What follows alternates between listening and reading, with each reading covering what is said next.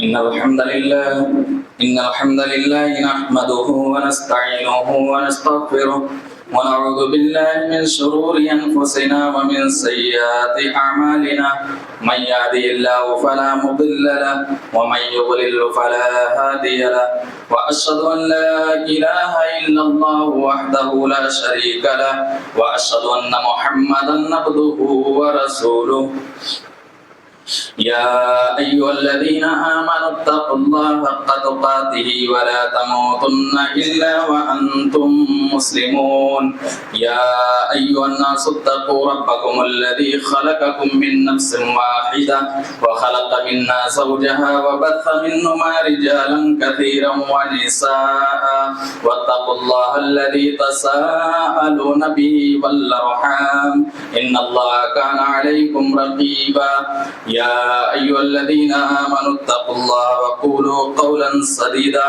يصلح لكم أعمالكم ويغفر لكم ذنوبكم ومن يطع الله ورسوله فقد فاز فوزا عظيما أما بعد فإن خير الحديث كتاب الله وخير الهدي هدي محمد صلى الله عليه وسلم وشر الأمور محدثاتها وكل محدثة بدعة وكل بدعة ضلالة وكل ضلالة في النار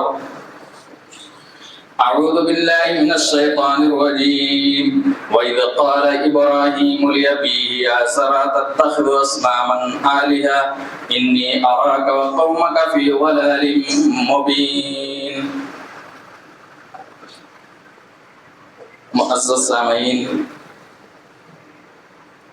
حاضرین جمعہ، پردہ نشین مائیں اور بہنیں، ہر قسم کی حمد و ثنا اللہ رب العالمین کے لیے ہے، جس نے ہمیں پیدا کیا اور پیدا کرنے کے بعد یوں ہی بیکار اور بھٹکتا ہوا نہ چھوڑا، بلکہ ہماری رشد و ہدایت کے لیے انبیاء کرام کو اس دنیا کے اندر مبعوث کیا۔ درود و سلام و انبیاء کرام پر، خصوصی طور پر ہمارے آخری نبی جناب محمد مصطفیٰ صلی اللہ علیہ وسلم۔ محترم حضرات، اسلام نے مسلمانوں کے لیے جو عید تیوہار مقرر کی ہیں وہ دو تیوہار ہیں، ایک عید الفطر اور دوسرا عید الاضحیٰ۔ عید الفطر یہ عید منانے کے بعد ہمارے اور آپ کے ذہن کے اندر دو بڑی عبادتیں آنے لگتی ہیں، ایک حج اور دوسرا قربانی۔ حج اور قربانی یہ دونوں حضرت ابراہیم علیہ السلام سے بڑا گہرا تعلق رکھتے ہیں۔ حج کرنے والا حاجی اور قربانی کرنے والا مسلمان دونوں حضرت ابراہیم علیہ السلام کی سنت کو زندہ کرتے ہیں۔ سوال یہ پیدا ہوتا ہے کہ یہ ابراہیم علیہ السلام کون ہے کہ اللہ رب العالمین نے اسلام کی دو بڑی عبادتیں حضرت ابراہیم علیہ السلام سے جوڑ دیا۔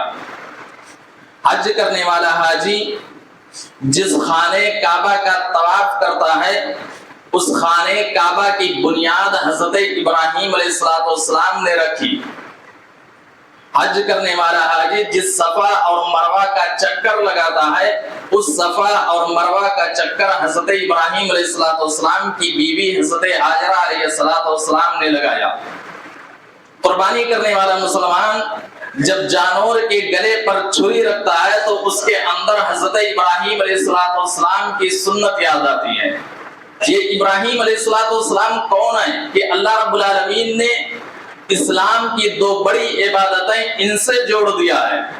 سورہ نحل اٹھا کر کے دیکھو، اللہ رب العالمین نے حضرت ابراہیم علیہ السلام کے بارے میں تذکرہ کرتے ہوئے کہتا ہے، ان ابراہیم کان امۃ قانتا للہ حنیفا ولم یکن من المشرکین۔ اللہ رب العالمین کہتا ہے کہ ابراہیم علیہ السلام ایک امت تھے، امت کے اندر جس طریقے سے کئی طریقے کے لوگ پائے جاتے ہیں، ہر انسان کے اندر الگ الگ کوالٹی پائی جاتی ہے، لیکن ابراہیم علیہ السلام جو تھے ان کے اندر کئی طریقے کی کوالٹی بیک وقت موجود تھی۔ حضرت ابراہیم علیہ السلام مناظرے کی بات آئی تو حضرت ابراہیم علیہ السلام نے نمرود کے دربار میں ڈٹ کر کے نمرود جیسے ظالم بادشاہ سے مناظرہ کیا. دعوت و تبلیغ کی بات آئی تو حضرت ابراہیم علیہ السلام اپنے باپ آزر کو نہایت ہی حکمت اور محبت کے ساتھ سمجھاتے ہیں. موقع پڑا تو حضرت ابراہیم علیہ السلام نے توحید کے خاطر اپنی قوم کے لوگوں کو بتوں کو توڑ کر کے پریکٹیکل کے طور پر انہیں توحید کی دعوت دی. موقع پڑا تو حضرت ابراہیم علیہ السلام توحید کے خاطر آگ میں داخل ہو گئے. وقت آیا تو حضرت ابراہیم علیہ السلام اپنے بیوی اور بچے کو بے آب و گیا میدان میں چھوڑ کر چلے آئے. وقت آیا تو حضرت ابراہیم علیہ السلام نے اپنے بیٹے کے گلے پر چھری رکھ دی. اسی لیے اللہ رب العالمین کہتا ہے ان ابراہیم کان امۃ قانتا للہ. ابراہیم علیہ السلام ایک امت تھے قانتا للہ. وہ اللہ رب العالمین کے فرما بردار تھے. رب کا حکم آ جائے وہ گنجائش نکالنے والے نہیں تھے بلکہ اللہ رب العالمین کا حکم آ گیا اس پر انہوں نے اپنے آپ کو سر تسلیم خم کر دیا. حضرت ابراہیم علیہ السلام کی زندگی کے بارے میں آپ غور کریں تو آپ کو پتا چلے گا کہ حضرت ابراہیم علیہ السلام کو اللہ رب العالمین نے جو بڑی بڑی آزمائشوں میں مبتلا کیا تھا ان آزمائشوں میں سب سے بڑی جو آزمائش تھی وہ بیٹے کے گلے پر چھری رکھنا تھا. لیکن اللہ رب العالمین نے حضرت ابراہیم علیہ السلام کو ڈائریکٹ حکم نہیں دیا اور نہ فرشتے کے ذریعے سے حکم دیا بلکہ اللہ رب العالمین نے خواب کے ذریعے سے انہیں بتایا. حضرت اسماعیل علیہ السلام کو ذبح کرنے کا اگر حضرت ابراہیم علیہ السلام گنجائش نکالنے والے ہوتے تو خواب کو ٹھکرا سکتے تھے لیکن انہوں نے گنجائش نہ نکالی بلکہ خواب دیکھا اور اس خواب کو سچ دکھانے کے لیے اپنے بیٹے کے گلے پر چھری رکھ دی. اسی لیے اللہ رب العالمین نے کہا قانتا للہ. وہ اللہ رب العالمین کے مطیع و فرما بردار تھے.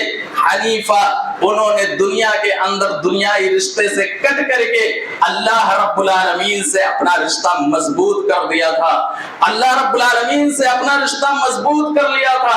وَلَمْ يَكُنْ مِنَ الْمُشْرِكِينَ. اللہ رب العالمین کہتا ہے کہ ابراہیم علیہ السلام نہ یہودی تھے نہ نصرانی تھے نہ مشرک تھے. حضرت ابراہیم علیہ السلام نہ مشرک تھے اور نہ یہودی تھے اور نہ نصرانی تھے. شاکرا لِأَنْعُمِ. اللہ رب العالمین کہہ رہا ہے کہ ابراہیم علیہ السلام اللہ رب العالمین کی نعمتوں کا وہ شکریہ ادا کرنے والے تھے. جوانی کو اللہ رب العالمین کے لیے لگا دیا, بیٹے کے گلے پر چھری رکھ دی. اجتباہ وہداہ الی صراط مستقیم. اللہ رب العالمین کہہ رہا ہے کہ ہم نے ان کو چن لیا اور ہم نے ان کو سیدھے راستے کی طرف رہنمائی کر دی. وَآتَيْنَاهُ فِي الدُّنْيَا حَسَنَةً. ہم نے دنیا کے اندر انہیں بڑھائی دی.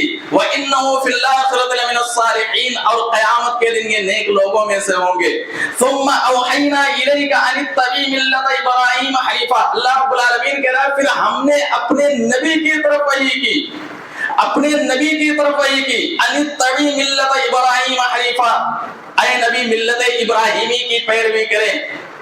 اس کائنات کے اندر اللہ رب العالمین نے بہت سارے انبیاء کرام کو مبعوث کیا اور حضرت ابراہیم علیہ السلام کی فضیلت کے لیے اتنا ہی کافی ہے کہ وہ نبی جو ہمارے لیے اسوہ ہے اس نبی کے اسوہ حضرت ابراہیم علیہ السلام تھے. اس کائنات کے اندر اللہ رب العالمین نے بہت سارے انبیاء کرام کو مبعوث کیا لیکن کسی نبی کا اسوہ اللہ رب العالمین نے اپنے نبی کے لیے نہیں بنایا سوائے حضرت ابراہیم علیہ السلام کے. اللہ رب العالمین کہہ رہا ہے ثم اوحینا الیک ان اتبع ملت ابراہیم حنیفا. پھر ہم نے اپنے نبی کی طرف وحی کی اے نبی ملت ابراہیمی کی پیروی کرے. تو حضرت ابراہیم علیہ السلام کی فضیلت کے لیے اتنا ہی کافی ہے کہ وہ نبی جو ہمارے لیے اسوہ ہے اس نبی کے اسوہ حضرت ابراہیم علیہ السلام تھے.